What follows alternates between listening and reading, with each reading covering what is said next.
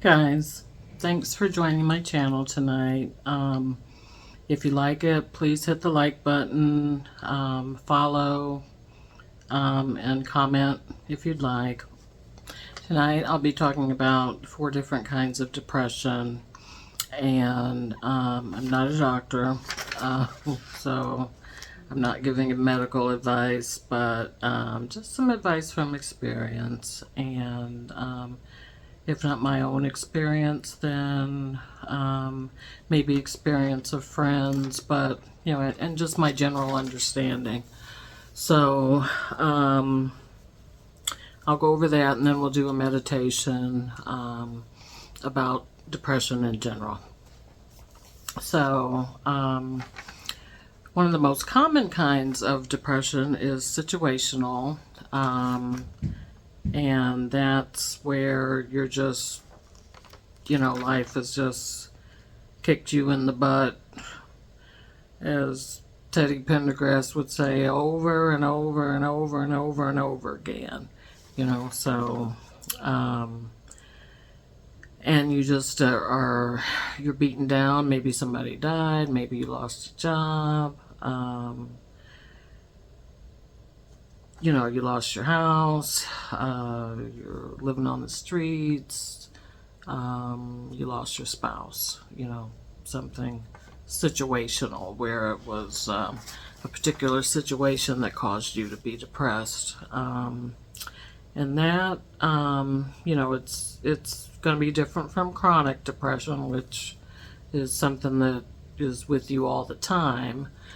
But it feels no less serious and can be no less dangerous. So you really do want to, just break down and go to the doctor. If you're not feeling better, or if you're starting to feel despair, if you're just really at the point where you don't want to go on, you feel like nothing could possibly get better, then it's always a good thing to talk to your primary care physician. Something like situational depression is really easy for them to take care of, and there are definitely medications that you can take short term, so that you don't have to feel like you're stuck on it. But don't feel like you're being weak. Don't feel like you're giving up, like it's like you're losing something by admitting that you need help, because like I said, life will just kick you in the ass, so and times are different, used to be, 200 years ago, our lives were just a lot harder, not just for black people, but for everybody, farming, and you had to kill your own food, and so we're just a gentler people, we're just a gentler version of ourselves, but it doesn't mean that we're weaker. It just means that we have more conveniences at hand. So, but anyway, that's what situational depression is. It's caused by a particular situation or a group of situations that, happened in, one after the other, and it's got you feeling depressed. And then the next one that I want to go over is postpartum.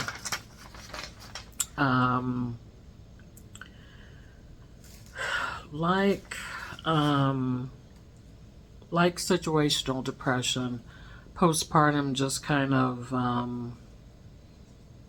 falls over you like a cloud. It just it feels like a weight is just kind of descending over you, and you've you've got this new baby, your body's a mess, your hormones are going crazy, things might, hurt. You know, you, for women, there's just a lot of, you might be breastfeeding, so you just feel very leaky and, just overall, you've got all this physical stuff going on, even if it's like, I had it myself with my second child. So it wasn't my first child, it was my second child. And it wasn't pronounced enough for me to really notice what it was. It was just for me, I just spent a lot of time in bed, watching TV, and it lasted maybe 60 days, and then after that I just kind of came out and saw everything I was missing, but, I felt perfectly capable of taking care of my baby, and took good care of my baby. I mean, some people are in the position where they, the depression is so bad that they need, help from a family member or something, or, in more extreme cases, they may feel like they want to hurt themselves or their baby. And the United States has been behind in its treatment, and in some cases even barbaric, about its treatment of women who have,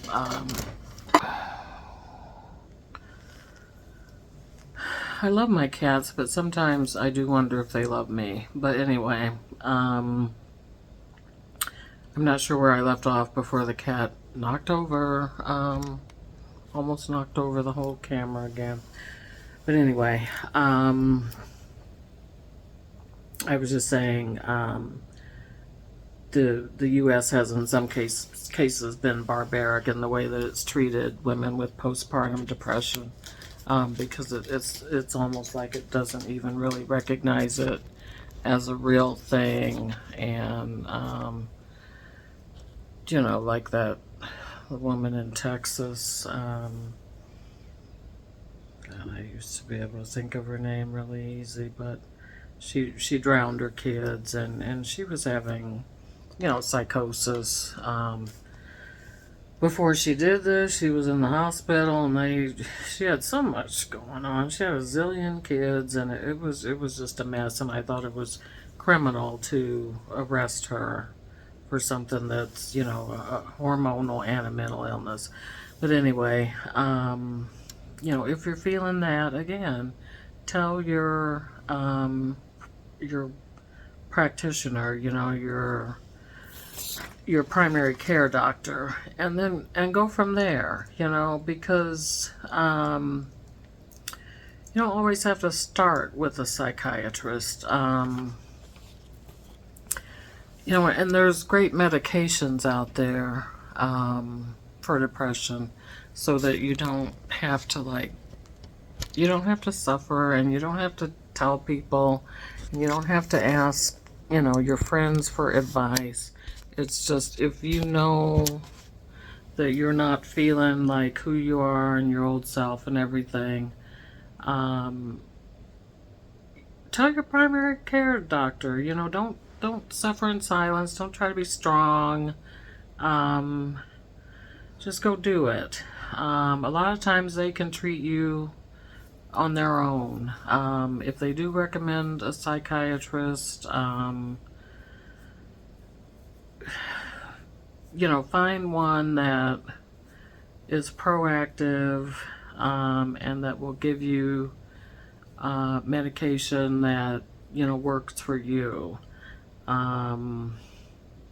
If you need to find a black psychiatrist, find a black psychiatrist, because, depending on where you live, you might find psychiatrists that just will treat black patients with less effective, lower doses of medication. Um, it's just like physically, for some reason, our pain isn't seen as quite as real, as it is when they're with white patients. I don't know why. Like, we're expected to just be strong, tough skin, literally and physically, and that's bullshit. But anyway, so postpartum, if you've been seeing your OBGYN and you feel more comfortable with them, tell them, and be honest, if you feel like you want to hurt yourself or hurt your baby, just say it to the doctor. You don't have to panic everyone you know, but just make sure that you say it to a doctor so that, that they can, get you taken care of, get you seen to. None of this stuff is miserable. It's much more miserable to suffer in silence than it is to get help. Let's see. I wanted to talk about bipolar depression. I had a best friend who suffered that, and it's like they're on a seesaw. You're on a seesaw, and from what I could tell of her patterns, when she was in her manic phase, she was just full of ideas, full of energy, spoke so fast sometimes you couldn't understand her. She would be talking so fast. She could literally have 10 different ideas in one sentence, like, maybe I'll try this, or no, this, or, I could do this. Hey, what about this? And it would just, it was that kind of mania, and I guess Kanye West is the most famous person with this,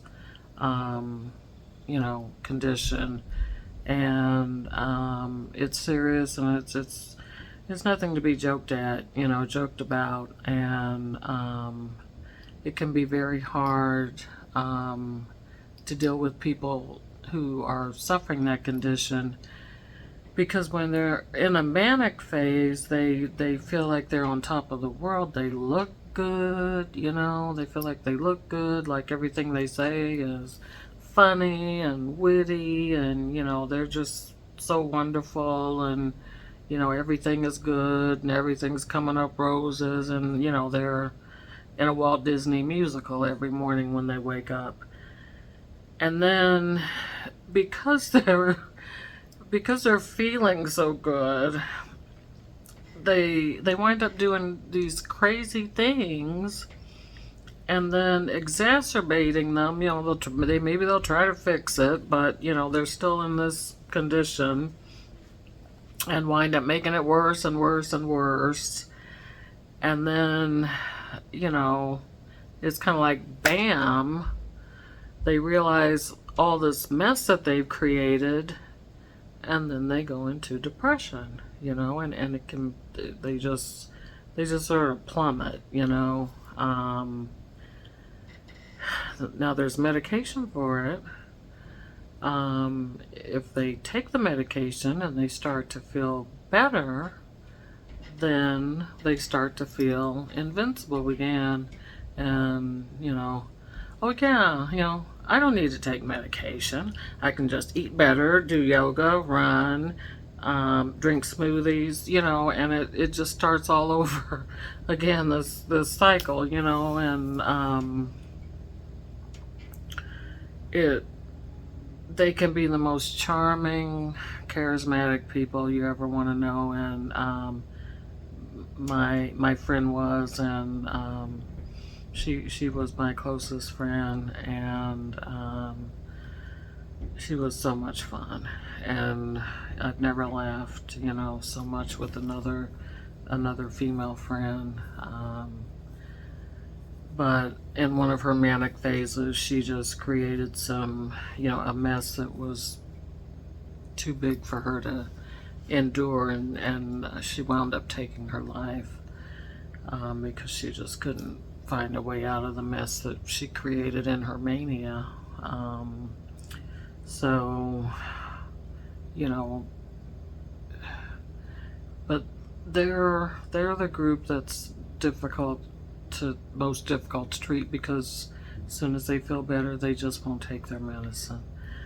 They just stop it, and that's when they need it most. So if if you find yourself with that condition, most likely somebody will tell you that that's the condition you have. You won't realize it on your own. So when you're depressed, go see a doctor. And if they tell you that, you've got manic depressive disorder, bipolar 1, 2, whatever, please listen and please take your medicine. You just don't want to dig a mess that's so deep that you wind up feeling like you have to die for it. It's just not worth it. It's just medication. And then the last type of depression I wanted to discuss is chronic depressive disorder, and that's where you're pretty much kind of down, or you're kind of low key down all the time. Again, life has just kicked you over and over and over and over and over again. Thank you, Teddy Pendergrass, for turning out the lights. But anyway, and that's the condition that I deal with. I'm not always depressed, but I can certainly always be not quite satisfied with the status quo. It started though situational. I just had situations that were maybe extremely disappointing, or maybe there were betrayals, or a combination of 10 different situations. And depending on what those situations are, if let's say they involve people, maybe they involve finances, maybe they involve your job, things like that can contribute to chronic depression. Maybe you just don't really want to work for anyone, you want to work for yourself. I'll give you a for instance with me.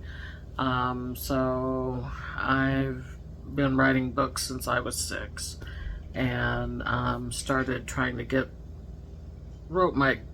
I wrote like poems and songs when I was 6, wrote my complete first novel at 13, and then I just love to write. And so the first time I tried to get published, I was 26, and I sent 3 sample chapters, and the publisher did like it enough to ask for the rest of the book, but they didn't, after they read the book, they didn't make an offer to buy it from me. And that's that people were like, well, be proud of that. How many people would get past that first level on their first try? And I was like, yeah, whatever. I couldn't really be like, yeah, yeah, I failed, but how many people fail that well, the first time out, So Um, but so I've still tried. I eventually, after almost 40 years of that, started self-publishing. I guess it was more like 30 years. Started self-publishing, and let's see. Well, let me think. How many years was it after that? I want to be honest. So, 86 to 2010. So, about 15 years. After about 15 years, God, why does it seem longer? I started self-publishing, and so I've been self-publishing ever since. And because you can get tired of submitting work, and just publishers are such major gatekeepers, and a lot of writers get depressed anyway, and I can totally get why, but and for me, I'm also just a very sensitive person. Not necessarily in terms of I get insulted easily or things like that, but other people's moods, like I'm an empath, so other people's moods affect me greatly, to the extent where it rubs off on me and it affects my energy. So I have to learn how to protect my energy, so I'm sensitive in that way. But so anyway, so with chronic depression, you can definitely have your highs. I mean, if things are going great, and you're having a blast, you're having a blast. But you really still need that medication, and it's a bummer, because most of the time, at least for me, good times or bad, I still need that medication just to keep me from, to keep me level, to keep me from plummeting.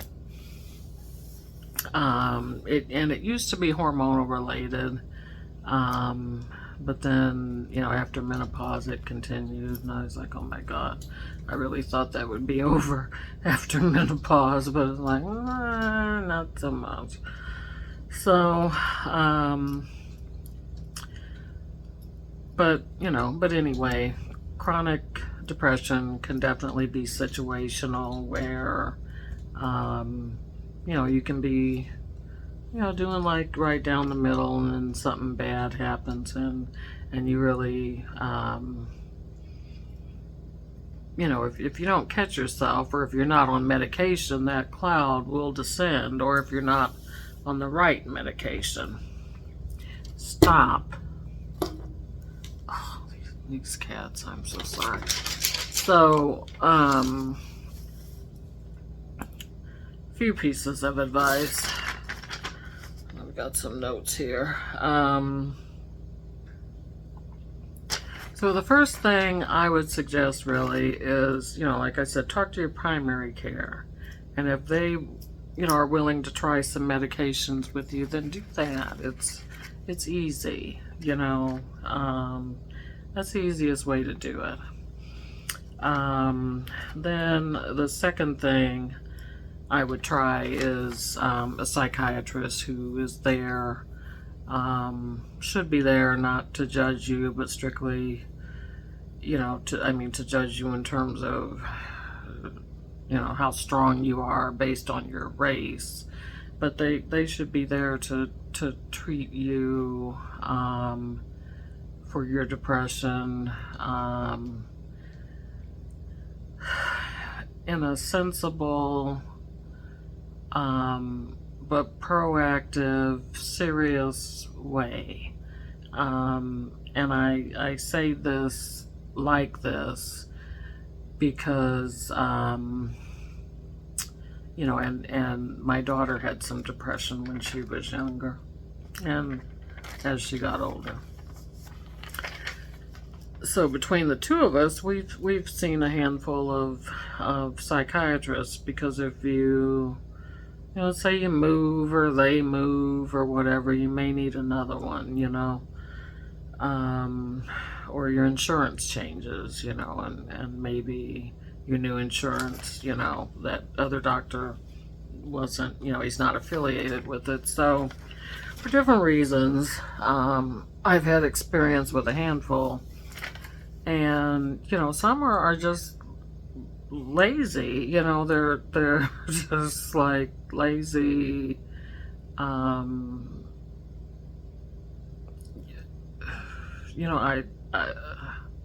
arrogant, lazy. Completely worthless, a waste of time. To this day, the best psychiatrist I ever had was a grad student at a hospital. So he was still in school, he was learning, he was interested in learning, interested in treating someone, interested in trying everything that worked, that he was aware of. So he was very proactive. He took it very seriously. He was open to trying different medications until he found the one that worked best for me. And doesn't that sound like how they all should be, right? But then what happens is, they get 50, 60 years old and just, I guess, bored of listening to people, and they can just really waste your time and, waste $90, $150 an hour of your money if you sit there and let them. There are too many of them out there for you to tolerate that kind of BS, okay? So that's why I recommend starting with a primary care, because they don't have as much to gain from dragging you along, whereas a psychiatrist can just, pull your chain forever and ever and ever and ever if they, so desire, and just sit back and collect that money. So, and I say that with confidence, and, based on my own experience, and, there's a lot of lazy psychiatrists out there. In terms of therapists, it's kind of about the same as psychologists. I had a therapist who just nagged me to drink water or try this app or that app, and never once knew or asked a thing about my past or any of the things that were contributing to the depression that I was having at that time. He never asked, he didn't care. It was just, oh, try this app, drink some water, and I'm just like, oh, what I'm paying you for, So, anyway, they're just people, they're not some kind of special people that you gotta tiptoe around. Just, if they're wasting your time and your money, don't stick around. Find another one. Don't waste, don't throw good money behind bad. So it's the same with psychiatrists as it is with therapists, Try to find you a good black therapist, if you're black, who will, kind of understand what you're, going through, where you're coming from, the factors that contribute to your life that are related to your race. My cats are being so bad tonight. Let's see, what else do I have? Oh, then,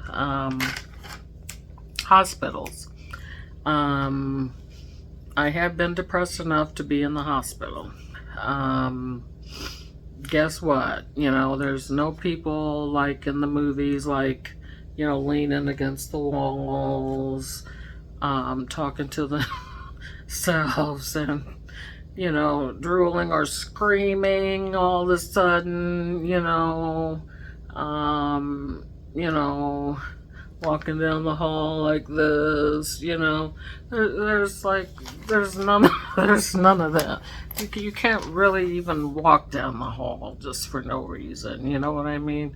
It's just like a hospital, so you're supposed to stay in the bed, and then if you're out of bed, then it's because you're in class of, some class or another, or some activity, or they let you go outside and smoke, or you're eating breakfast, lunch, or dinner, something like that in the cafeteria. But there's no weirdos roaming, I've never seen it, or heard any of the screaming. I've never seen orderlies have to tackle somebody. I mean, it's just Hollywood, it just makes you think the last thing you'd ever want would be to go to the hospital. But a hospital can be good for managing your medication, kind of while they've got you there with them, and they can observe, what works best. And you can say, hey, I feel great, I'm not so great, and they can kind of work with you while you're there. So that really is the best part about the hospital. I've never been to a hospital and said, hey, this really worked. Doggone it, damn it, I'm through with it. I'm healed. That has never happened. There's no a bunch of one-on-one with therapists. I mean, if you're there 7 days, maybe once, a 12-year-old girl asks you some basic questions or has you fill out a questionnaire about how you're feeling. I mean, it's not intensive. I would guess probably outpatient therapy where you go week, but then that's a group thing. So how far are you going to get with that? It's just, you gotta find what works for you. Maybe group therapy would work for you. I'm not a group person. I don't have the patience, so, and that's just me. But some people do like groups, and they feel better talking things out and hearing other people talk about what they're going through. So if you're a group person, then a lot of churches have group therapy sessions that aren't religious in nature. It's just that's where they meet. Or at the hospital, hospitals will have group therapy, so that's something to keep in mind. But in my opinion, I just value the one-on-one, because to me you can be a lot more honest about what's going on than if you don't want to talk about such things in a group setting. So and then when it comes to medication, there's so many out there. There's new ones, and the newer the better. God, what was this? 20 years ago, the medicines just made you, gain 1,000 pounds. Now, it's much better. Or maybe they combine, because sometimes when you're depressed, you're just like, you're super sluggish. You just want to sleep all the time, and it may be that an anti-depression medication combined with Adderall, something like that, might be, give you that push you need and make you feel better, especially if you don't have ADD. Then off-label combinations like that can be a way to go if that's what your doctor thinks is right for you. But, you know, so, um, you know, you've got the options where you can say, look, I don't want to gain weight or I don't mind gaining weight. And if, you know, you have to give every medicine 2-3 weeks to see. If it works, you'll go through a 3-week period maybe where you're having like the craziest dreams ever. But that can be kind of entertaining if you have a sense of humor like I do. You know, I don't mind dreaming about planets that are ruled by dogs, you know what I mean? So I don't care. I like it for the the entertainment value. But you know, so you'll have some crazy dreams to start with. But, you know, if after, say, 3 weeks you just aren't feeling any better, then, yeah, try another medication, you know. Stay on it. The hardest part is taking the first step. But I do believe the easiest first step is your primary care physician. It just is, you know. And, you know, because that way you're not trying to find a psychiatrist just out of the blue. And if your primary care doctor is at all decent, you know, they'll make sure that you're, you know, doing what you need to do to get well. So, you know, but there is hope. There's medication, and like I said, there's therapy, you know, group or one-on-one. So, the main thing, and how it ties into meditation is that once you recognize that you're not happy, then you also identify, and this gets into the law of attraction stuff. Once you identify what is not making you happy, then you become aware of what would make you happy. Or you become aware of the questions you have. You know, how do I get out of this messed up situation? You know, how do I fix this? Well, you know, if your mind is constantly, you know, oh my God, I just wish I were dead, or I just can't deal with this day, will this day ever be over? Oh my God, will you look at this traffic? It's always me. Why do I always get screwed over? You know, if your mind is just like that, you're not going to hear any answers that the universe has for you. I'm sorry. There's just no room, and you don't have the right atmosphere for those clues to kind of land on and sink in roots and grow. You know, you don't have fertile soil when your mind is just constantly like that. So that's where meditation comes in.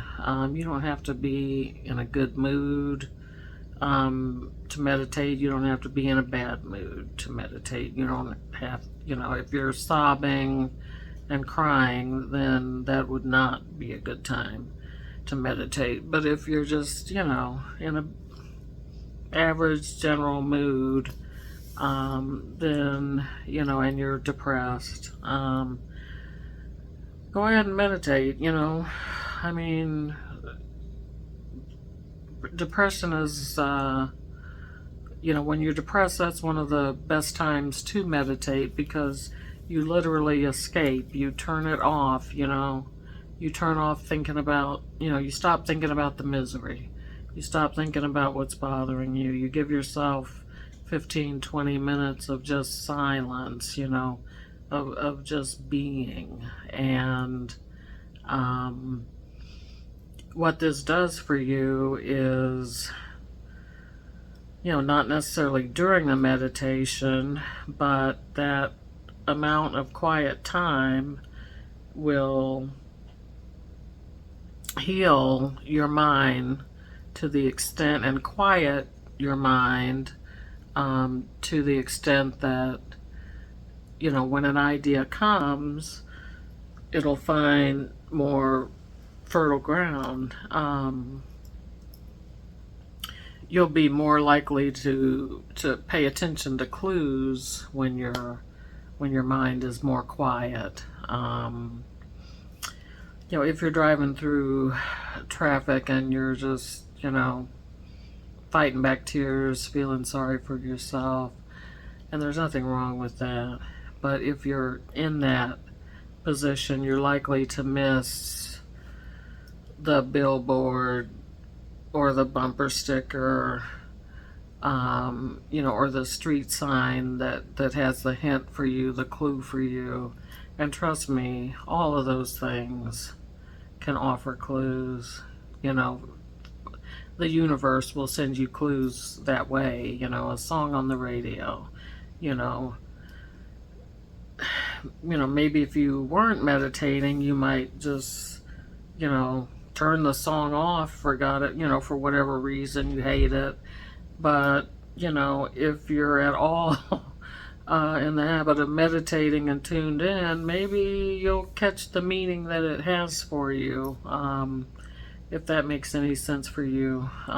But it has definitely worked that way for me, where I have just decided, you know what?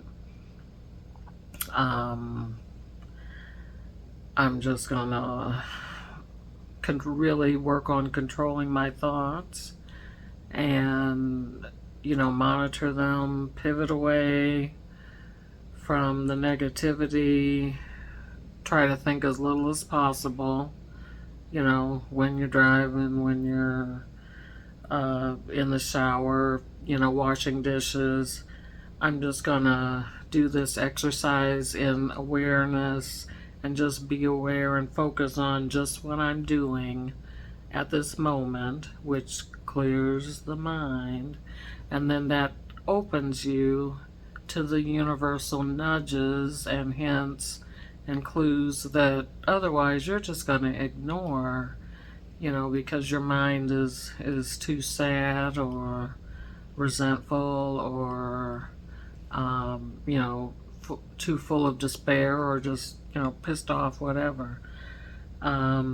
So, just keep in mind that that's how I'm tying meditation to depression, is that it clears your mind so that you can find the answers.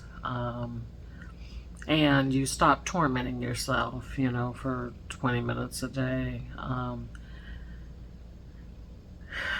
You stop thinking about the reasons that you have to legitimately be sad for 20 minutes a day.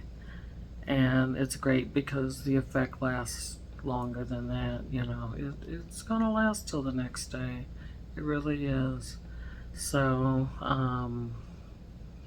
I wish you all the best. Again, please hit the like button. I feel like nobody who watches my channel knows where the like button is, or they just refuse to to like me. Do you guys not like me? Do you just, do I suck? It's just like, oh hell no, I don't like her. I'm not hitting her like button, please hit it anyway. If I suck, I don't hit my like button, okay? And then maybe I'll try not to suck so much. But anyway, please like and subscribe and comment if you dare. I'm just kidding.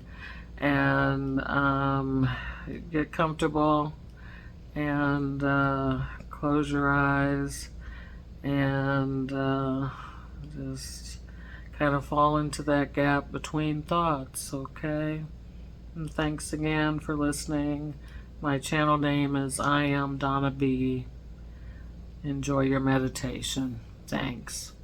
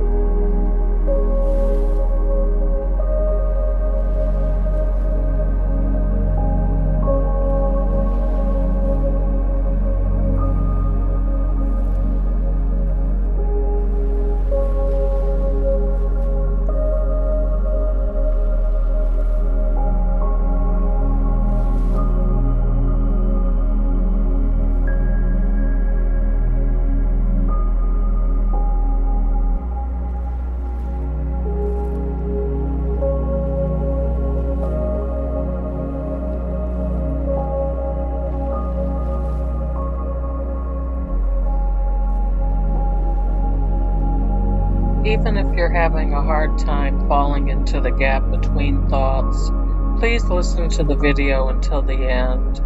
It may be the only peaceful 15 minutes that you can steal from your busy day.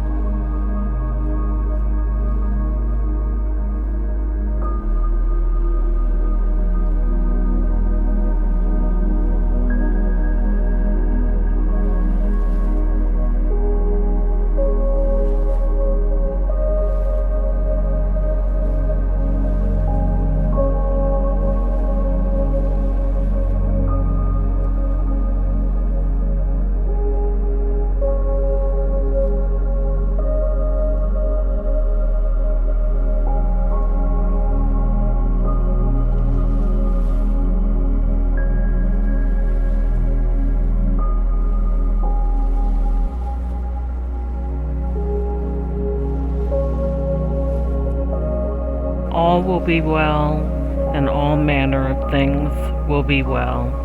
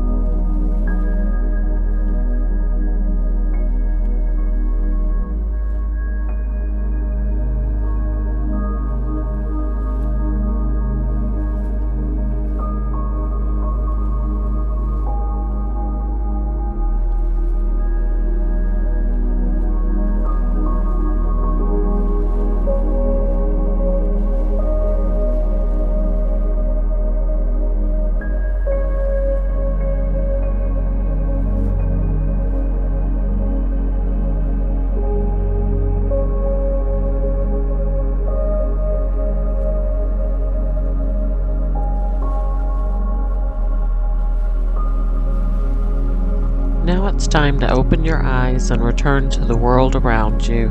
If you enjoyed this meditation, please subscribe to my channel for upcoming meditations created specifically for African Americans. Thank you for joining me and enjoy the rest of your day. Namaste.